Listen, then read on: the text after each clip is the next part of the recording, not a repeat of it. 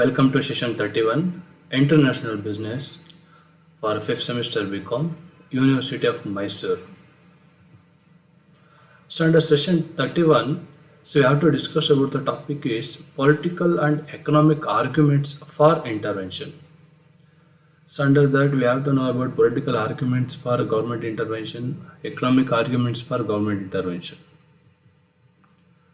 The objective of this session is to understand the concept of political and economic arguments for intervention.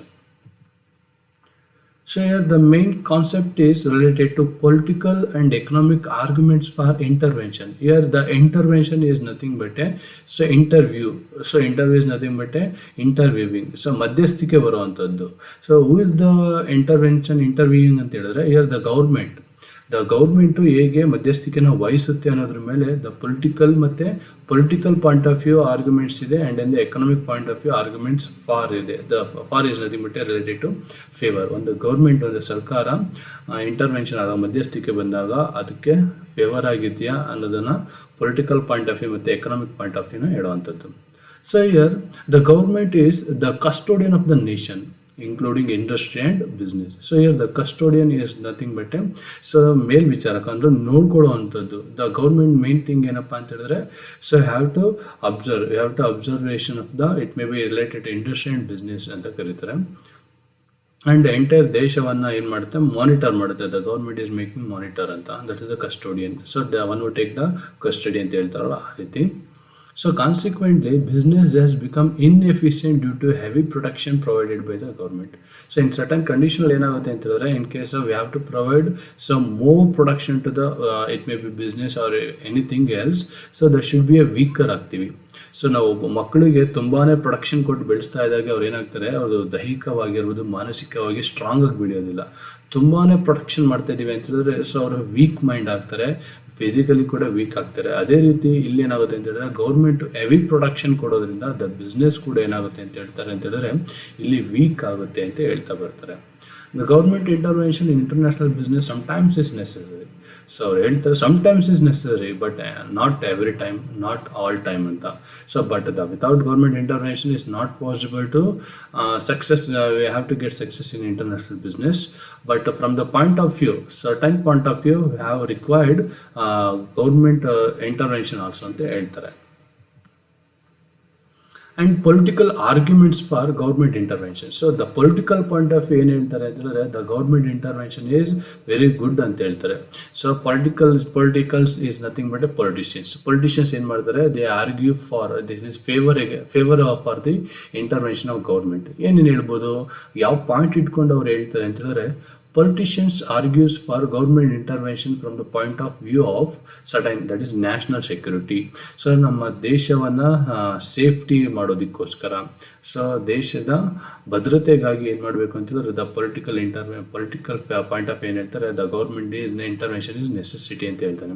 And ಪ್ರೊಡಕ್ಟಿಂಗ್ industries, so ಕೈಗಾರಿಕೆಗಳನ್ನು ನಾವು ಭದ್ರತೆ ಮಾಡಬೇಕು. So we have to protecting our industries, whether it is small scale industry, large scale industry or it may be medium scale industry. We have to protect our country industries ಅಂತ ಹೇಳ್ತಾರೆ.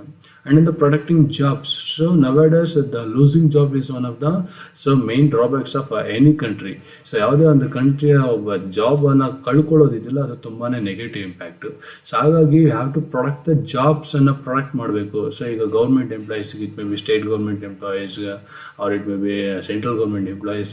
So ಅವ್ರ government employees ಅಂತ ಹೇಳಿದ್ರೆ so they will get product from the government ಅಂತ, government ಇಂದ production ಇದೆ. So not only government servant ಅಲ್ಲಿ ಇರೋರು ಮಾತ್ರ ಅಂತಲ್ಲ, ಸೊ ಎಲ್ಲ ಕಂಪ್ನಿಗಳಲ್ಲಿ ಎಲ್ಲ ಕಾರ್ಖಾನೆಗಳಲ್ಲಿ ಇರೋರ್ಗೂ ಕೂಡ ಏನಾಗುತ್ತೆ ಅಂತ ಹೇಳಿದ್ರೆ so directly or indirectly the government given the production ಅಂತ ಹೇಳ್ತಾರೆ.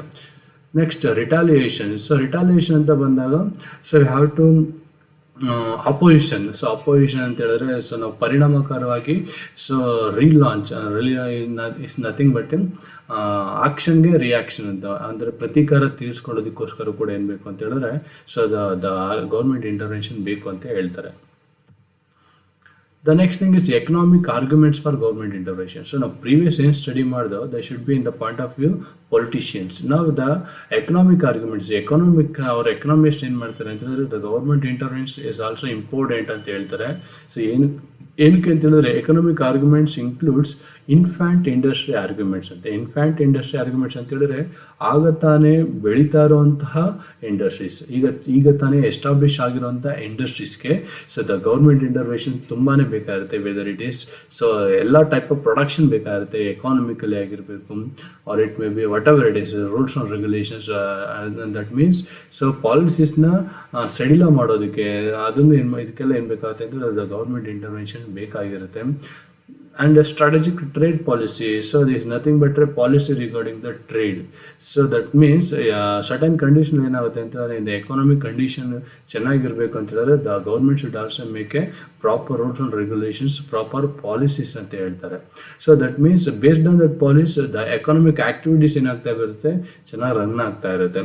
ಫಾರ್ ಎಕ್ಸಾಂಪಲ್ ಈಗ RBI ಏನು ಮಾಡುತ್ತೆ, ಸೊ ಎಕನಾಮಿಕಲಿ ಮನಿ ಮೂಮೆಂಟನ್ನು ಇನ್ಕ್ರೀಸ್ ಮತ್ತು ಡಿಕ್ರೀಸ್ ಮಾಡಬೇಕು ಅಂತ ಹೇಳಿದಾಗ ಬ್ಯಾಂಕ್ ರೇಟ್ಸನ್ನು ಡಿಕ್ರೀಸ್ ಮಾಡ್ತಾ ಇರುತ್ತೆ.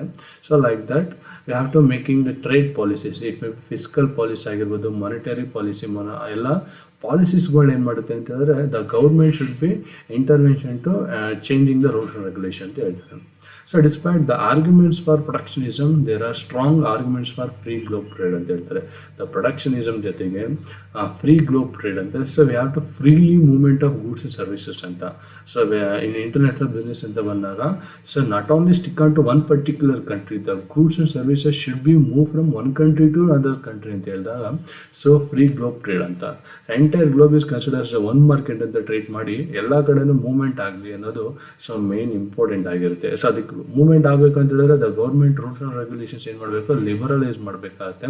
So have to provide the ಪ್ರೊಡಕ್ಷನನ್ನು ಕೊಡಬೇಕಾಗಿರುತ್ತೆ ಅಂತ ದ ಎಕನಾಮಿಕ್ಸ್ ಆದವರು ದ ಗೌರ್ಮೆಂಟ್ ಇಂಟರ್ವೆನ್ಷನ್ ಬೆಸ್ಟ್ ಅಂತ ಫೇವರ್ ಆಗಿ ಇವರು ಹೇಳ್ತಾರೆ. So these are all the source of reference, you can refer through this text book.